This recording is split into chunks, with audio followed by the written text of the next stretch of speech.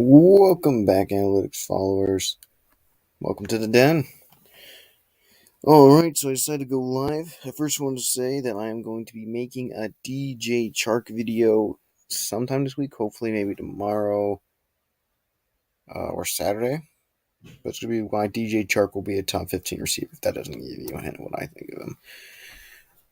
But let's get into my reactions via free agency. Guess I could kind of give you my grades on it, my thoughts, and kind of talk about. So the first one that was worth of note is DJ Chark was signed by the Detroit Lions on a 1-year, $10 million contract where he can earn up to $12 million in bonuses. I actually really like this deal. DJ Chark was supposed to be a 12, 13 million a year guy, so at least we're getting him on a 1-year deal. And this contract has been split up to be a bit different, as I will show you here using the Pride Detroit's site. He's going to count just $4 million against the cap in 2022. Do the way they're doing it. Read their article and you'll see why. And so I like that. I like that our receiver number one is literally only getting paid $4 million against us this year. That is amazing. DJ Chark is exactly what the Lions have needed, a deep threat. We lacked a deep threat, much less a speedy one. And we lacked a number one receiver. Chark is both. The only question is, can you reach a ceiling of top 15 receiver? We're doing a whole video on that, but I absolutely love the idea. I've been banking the table for him for forever. If you go to my Alliance web page, you will see that I actually was banking the table for him for months. So I'm really happy about DJ Chark coming to the Detroit Lions. And so that's I think, and some little stats here you'll also see from Chark, in case you're wondering how productive he is and how productive he was. Chark had a career numbers of 2,042 yards, 147 receptions, 15 touchdowns. He also returned 7 kickoffs. In 2019, he also earned a Pro Bowl, where he had 73 receptions for 1,800 yards and 13 point yards average catch and 8 touchdowns. And he's a second-round draft pick. And for his other things, for measurables, I'm sure you guys are aware of this, but he's 6'4", and ran a 4.34 40 time. Now I guess it's time to react to the Tracy Walker. I guess I'll skip back for DJ Chark. A+. Love the resigning. Love that signing. Now for the reaction to Tracy Walker coming back. I am so happy Tracy Walker came back. These two are the players I kind of said should be the priority to re-sign for the Detroit Lions. Should be the players to sign for the Detroit Lions, and they did. And this is a contract where it's a 3-year, $25 million contract, which is around $8.3 million a year. But he's getting $17 million guaranteed. This is amazing. He's a good ad. He's a talented player. He's way cheaper than per se how much Marcus Williams is getting paid by the Lions. Not by the Lions, by the Ravens. I think this is just the ideal move. He's a culture guy. He's a great locker room fit. Getting Tracy was a much needed move. I'm also going to be doing a little bit of stuff on him and talk about why I really like Tracy. But Tracy, I think this is also an A+ re-sign. Good contract, good player, good locker room player. And he's hungry and ready to get back in the fight. Next player that is worth noting that we re-signed was Charles Harris. And I'm going to talk about why I really like what we did with Charles Harris. So we're only paying him a base salary of $6 million. It'd be a cap hit of $7 million if, per se, we had to cut him, but I doubt that would be a thing. And it's a 2-year, $14 million contract, and most of it's not even guaranteed. It's mostly just going to be earned via playing. So I think this is a great deal for a guy who really produced for us last season, having 6.5 sacks and 56 quarterback pressures, and this was a monster all around. And also was one of the top run stop percentage players for the Lions last year. And not just for the Lions, but in the NFL. This is a good ad. And this is the biggest reason also. Some people may say, I don't like that. Charles Harris is also being paid less than what he was figured to be buying, through the contract. So he was supposed to be getting paid around the money of Yannick did when he had his 2-year deal. Romeo his kind of deal, and even kind of like compared to these guys. So he's also supposed to be like 8.6 million a year, and we got him at 7 million a year. So not much of a difference, but we got him cheaper than anticipated. I like that move. I'm going to give it an A minus. The only reason it's an A minus is I kind of question the need of Charles Harris, but. And then Alex Anzalone is probably the next big guy that you would really see. But Alex Anzalone was given a base salary of $1 million, had a cap hit of $2 million.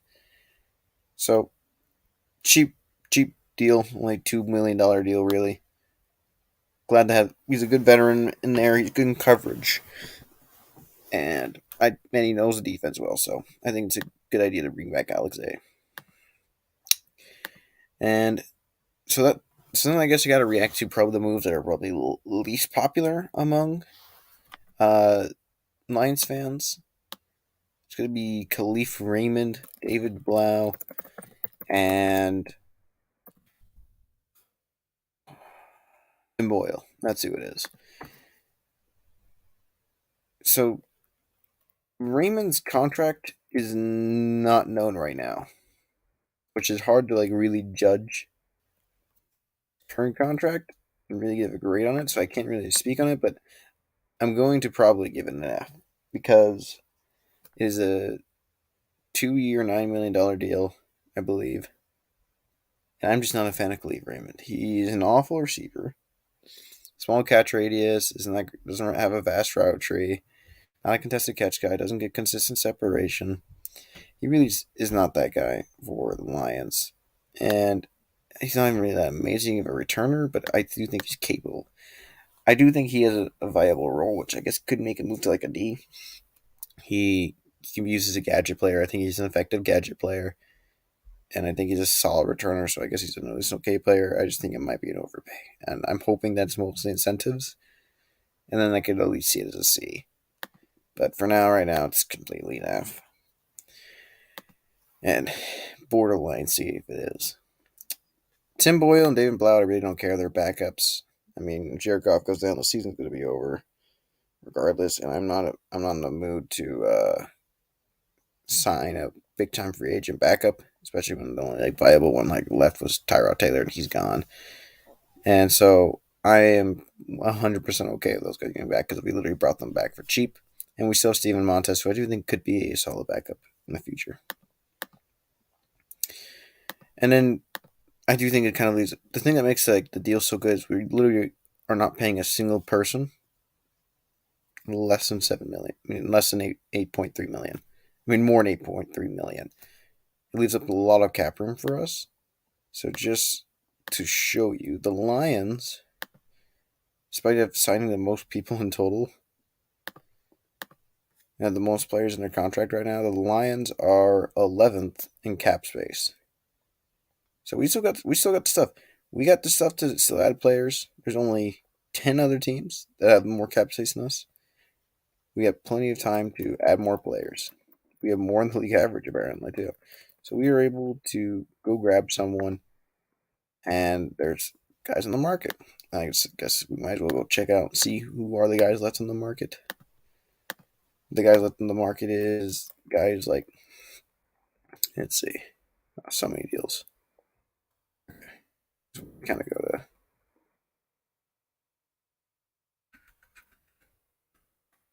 available players. There's guys like Julio Jones around. I don't think we'll get these two. Too old, and I don't think they'll come here. Maybe Zadarius Smith, but I don't see that one either.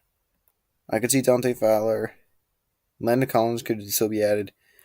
I still think there's some pretty good players there that could make sense for the Lions. I could see Austin Hooper be added. But if I were the Lions, if there was guys I was gonna add, I think the guys that I would try to grab is a guy who was released today. The name of his first name being Joe. No, it's not a Joe Mama joke. It's going to be Joe Schobert, who was released by the Pittsburgh Steelers today. I think he'd be such a great ad. Schobert is 28 years old. Let me pull up his numbers for you. Schobert. he he's not like the best of the best, but I think he'd be a clear upgrade and an actual starter. The Lions lack right now currently a legitimate starter in the linebacker position, and I'm not comfortable really going in completely with non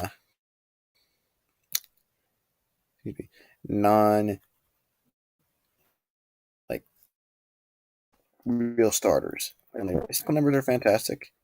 Only one season he's not gotten 100 tackles, or even most of the season he's had 110 tackles or more. He's pretty solid. He's about average. About pass rush, he can definitely generate it, and he's pretty dangerous in coverage. He got 4 interceptions 1 year in Cleveland, 3 in Jacksonville. He gets some pass defense. He gets 4 fumbles. He gets turnovers, and he's not too bad in coverage. He's really only had 1 bad year in coverage, and that was in Jacksonville. And I honestly really don't blame him. It's Jacksonville, but in 2 years in Cleveland, he was honestly downright pretty dang good, great even in coverage. And last year he was good, pretty good at it, and he gets pressures. I think Schobert would just be an amazing ad for the Lions, and I think he'd really help make the free agency look a lot nicer. I know he got some Jag ties, but who cares? And I wouldn't mind adding in someone like Jabril Peppers as well, if he hasn't been signed yet. I haven't heard about him being resigned, but if we're gonna maybe talk corners, I guess I wouldn't mind getting a guy like Joe Hayden on a cheap deal. But overall, I think it's a pretty set thing. And then I guess now that's kind of my reaction to everything. And it's like I said, I'm gonna be making a video on DJ Chark. I'm very excited to do it. I love the move. Truthfully, I've been making for this guy for so long. And I think it's really gonna help make the Lions more impactful. But yeah, so now let's move on to I decided if no one was around, it doesn't appear anyone's around right now. If no one's around, I guess I might as well do a mock draft based around what we have right now. And I decided to go through a couple scenarios of it. So if we're stuck at 2, somehow no one wants to trade because there's no quarterback worth trading up for, and there's no one thinks the edges are worth trading up for, not even a later round pick. Can you guys see this well? I will move it up one more. I think that might be good for you. We'll do one more time. Boop. That's as close as I think I'm going to be able to get it. All right. So let's start this draft. So realistically, the Jags will take Hutch. I don't see the Jets trading up. I know they love Thibs, but I don't think they'll trade up for Thibs. Especially their 4th and 10th are so valuable.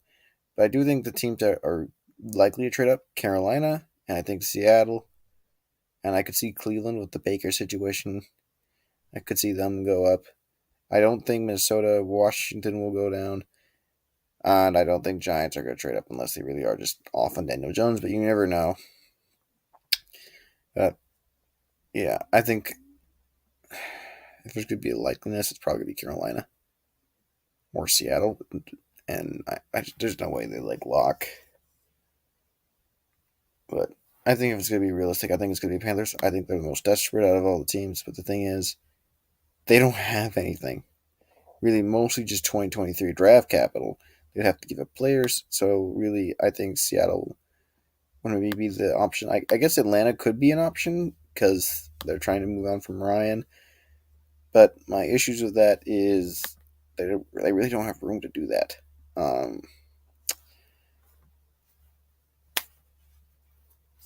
I mean, well, I guess they could, but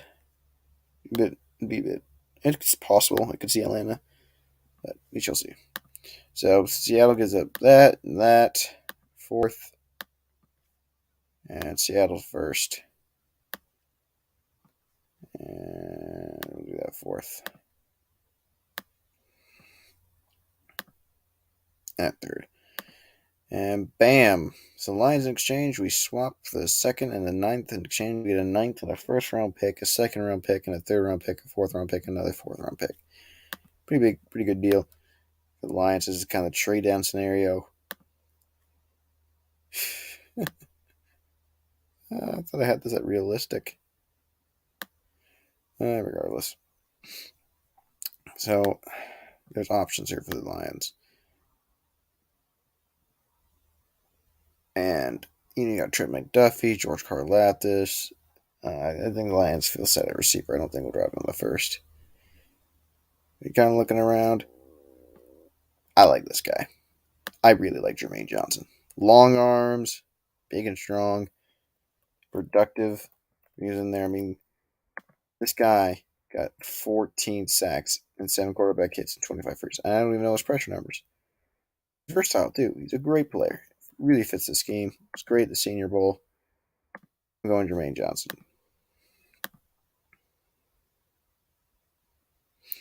So we're at pick 32. I'm going Lewis Cine. This guy's a lot more versatile than people give him credit for. This guy played 534 deep snaps and 155 box snaps. So this guy can do stuff. He can do stuff. He can play in the slot a bit. He's a lot more versatile than people give him credit for. I just think Lewis Cine is a very clutch player with a high-end ceiling play. So we draft a safety there. And I think you go Leo Chenal here. I'm a big fan of Leo Chenal. And I know a lot of Lions fans will hate this move, but when you get an extra second-round pick and you have a guy like Kenneth Walker available, you're going with Kenneth Walker. It really would help the Lions get an actual dominant running back in there, not a guy who's inconsistent or hurt. And so now we're at this next stage of where to go. There's options. There's definitely options. I thought about it. I mean, there's guys like Christian Watson. I think he's a good project player. In case Reynolds or Chark are not that guy, you got depth, especially if Chark gets hurt. And I really do like Christian Watson. I think his ceiling is very high. I do also like Josh Reynolds, and I also really do like Chark, so this is kind of hard. Do you want to get offensive line depth or defensive line depth? Maybe double dip at a linebacker. This is a harder one for me. But my thing is, there's not really a tackle left or guard. But I also need to do some film review on this guy, Kellen Dysage, because he actually sounds really interesting statistically. Just has short arms. So I do wonder if he could be a solid guard at the next level. But either way, I think a good move here is to go Christian Watson. Get that extra receiver. I think his ceiling is just undeniable, and it would be a great ad for the Lions.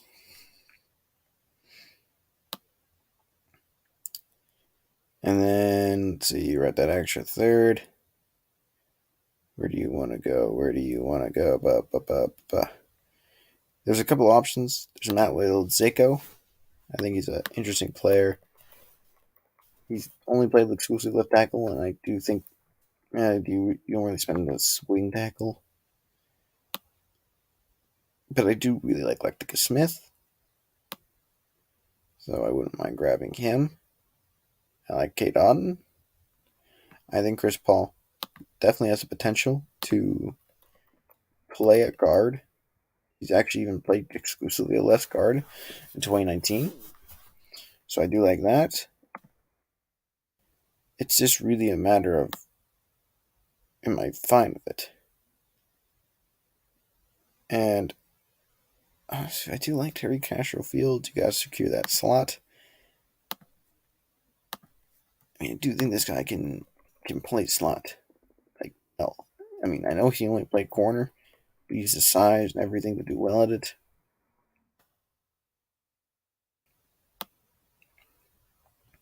This is where it's kind of hard for me, because there's just stuff you can do. Actually, you know what? I've decided something else. Actually, I'm going to redo this. I'm not going to go receiver. I know a lot of people that might upset some people. I'm going to go maybe receiver a bit later because there's a different player that could actually be a good idea for what's in mind.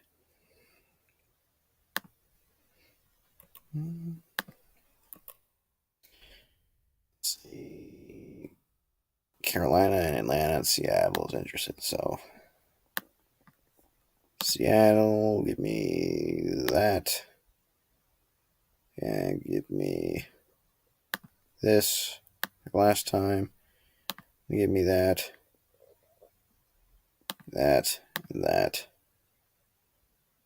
And we have ourselves a deal. I think it's a good deal. You get a good amount of draft capital, but you're also like not killing Seattle's future. So I think it's actually a realistic draft. And let's go grab Jermaine Johnson again. I'm also gonna do a big time video. Yeah, I don't know if it necessarily would have been a waste yet, but I definitely agree. A-Rob was just not really a fit here to an extent. I feel like he would have been fine, but I think it would have been overpay probably to go grab him. And I also just think Chark made more sense because we already have those kind of vertical guys, and I just think separation is more important. And I think Chark's a better separator. Grab you now.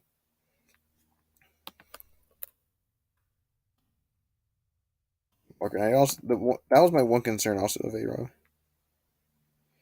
There was no player.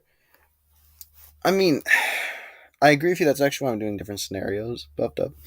But to an extent, I do think you're wrong because there's Malik Willis and there's also Thibs. Both have their own fans.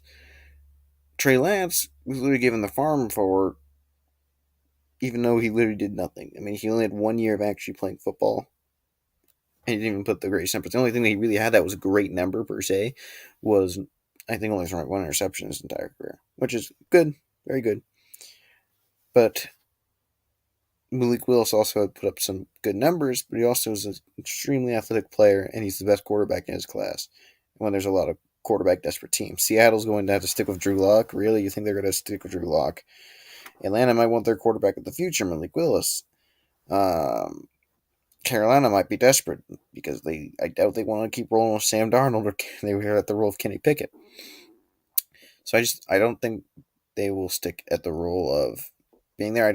I'm not saying it will happen, but I think there's probability to say it could happen. But I just don't think it's likely. So this is where you gotta figure out who you want. Because I think I want a line depth here. Do I want to go Sean Ryan? I do like Sean Ryan to an extent. He's only given up 1 sack his entire career. He's supposedly supposed to project more as a guard in the NFL level. But I also want to go Kellen Dysitch. Let me check out relative athletic score. Because I also don't think Slayer. I mean, I guess Slayer did shut down Hutch. He has some versatility. He's played some snaps.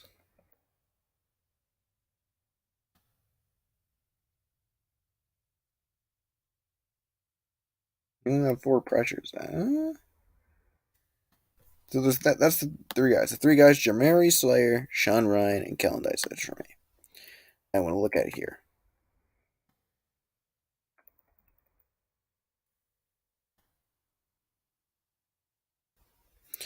I guess they could tank and grab him, but I also think. See, I do agree with that to a point, but there's also going to be other teams that are very much able to tank. I think Falcons are going to be up there. I think they're going to be fine to be able to get Bryce Young. A whole bunch of guys. Even then, I do think Pete Carroll might be in trouble by losing Russell Wilson. But let me Sean Rahan. How do you spell it?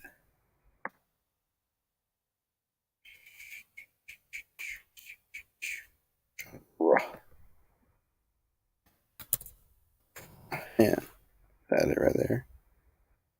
Ooh. Okay, Rahan has 8.24 athletic score. Hasn't even done his bench yet. Let's see. And who does he compare? And what about Slayer?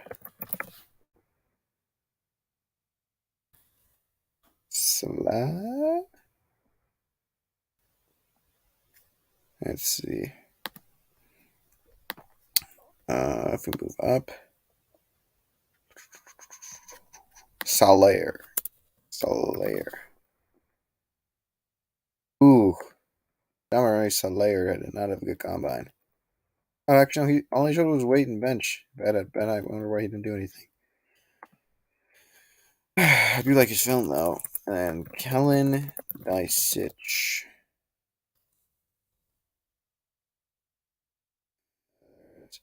Oh, 9.73 RAS. Yeah, I'm going Kellen Dysich. I think he'd be a fantastic ad and just switch him to guard. I mean, this guy was incredibly productive all season long. Woo! True, true. It just depends on if you're willing to bank it. Because I mean, I remember a lot of people did like last year's class as well, and so I don't know. I just think it could go either way. I see your point definitely about that, but a lot of teams are more desperate than they need to be every season. I mean, not every GM is smart like that, and they'll think this because some GMs and some teams are more desperate than others to try to get good. They're trying to win now mode. Like Cleveland could trade up. Apparently now they don't like Baker Mayfield, so they could trade up because they're trying to win now. They have a good roster and they have the capital to move up. So I haven't seen about this guy, but I've heard him on social media and heard that he's pretty good. So he had 9 sacks, 29 hurries, and 5 quarterback hits. Versatile guy, kind of played everywhere besides for really off ball. Played only a couple times. I assume he's more of a 3 tech guy. I don't know how. Let's see. What was this guy's relative score? So he did have a 6.18 combine grade. Had 33 vertical, 107, but he did not look like he did all that many drills.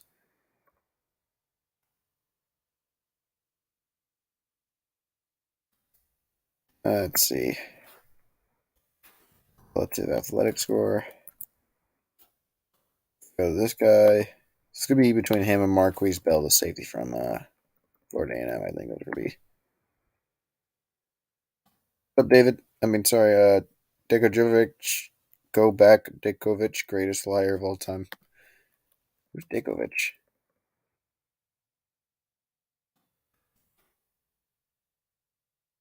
Ooh, Uzurike. Oh, never mind. Uzurike had a pretty good RAS score so far. He had he had elite height and an elite graded weight, great vertical, mad broad jump. I wonder how the rest of his combine would have went. So he's a defensive tackle projected. So yeah, he's D line depth. And then Marquise Bell, I believe. Yeah, that's his name.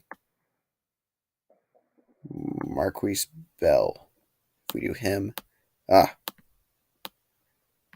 okay. Uh, Marquise. Ah, actually. Marquise. There we go.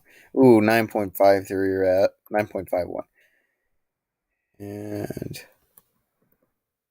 okay, he had a good 40-yard dash. We'll get some.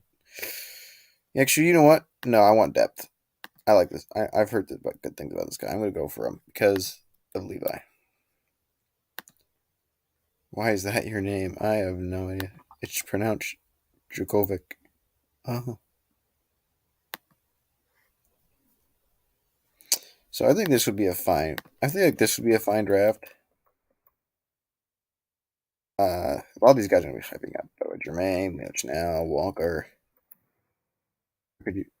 I don't give a crap about that. But this. Oh wow, I got graded really high for that. He must be a good player. I'm going to watch film on him. But I think this is good.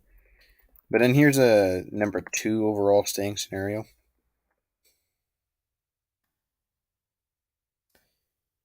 Fifth, get that.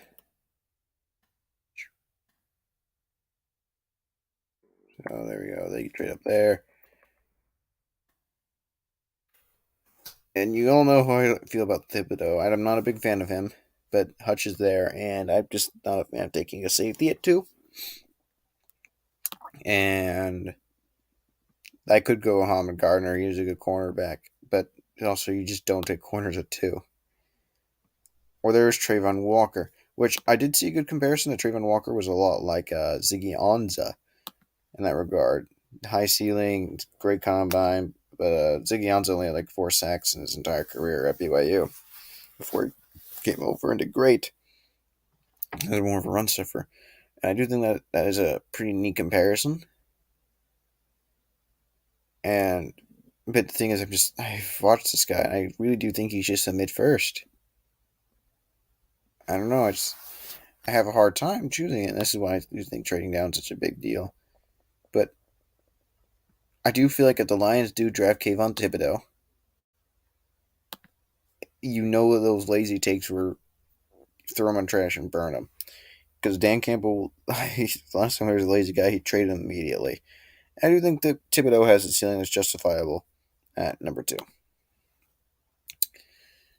You go there, grab Thibodeau. You all know how I feel about him. You go there, Lewis Stein. Basically, it's going to be a similar draft to what I did last time, except there's not going to really be a Kenneth Walker, probably.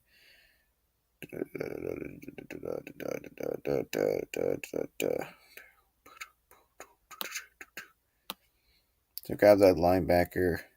Probably grab Dysich again. Boop.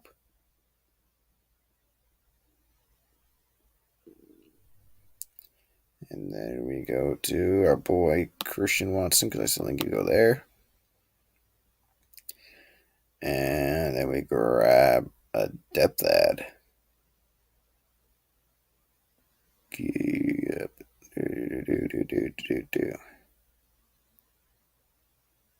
Wow, it's taking forever. Okay, there we go. And yeah, okay, so this guy's consistently here. I'm good to watch him. So grab him. Boom. Ignore the PFF grades, probably. By the way, they are really odd about who they think will go where. We got Thibodeau, Sign, Chanel, Dysich, Watson, Uzurike, Wazarike. And yeah. What up, One Pride? So yeah, I can see this as a realistic draft. The thing is, I don't like staying at 2 because the only guys we're definitely going to draft, in my opinion, are Kayvon Thibodeau or Trayvon Walker or possibly Malik Willis. And none of those options, in my opinion, are really good. I mean, I guess you could see Kyle Hamilton. The only reason I would be fine with Kyle Hamilton is because I literally do not like any of these guys at the edge position. I think Kyle Hamilton's a fantastic player, and I do think he's a game changer. But I just don't think he puts on the. I don't think he has the potential impact of a guy like a good edge guy like Kayvon Thibodeau. But either way, this is very true. Very true. This is all facts. Ugh. Man, I really hope we trade back. Yeah, this is kind of my scenario. My 2 scenarios there for the Lions. But yeah. So I will be doing my DJ Chark video soon. And yeah. I hope you guys like it. It's gonna be why DJ Chark will be a top 15 for the Detroit Lions in the 2022 NFL season. See you guys later. One Pride.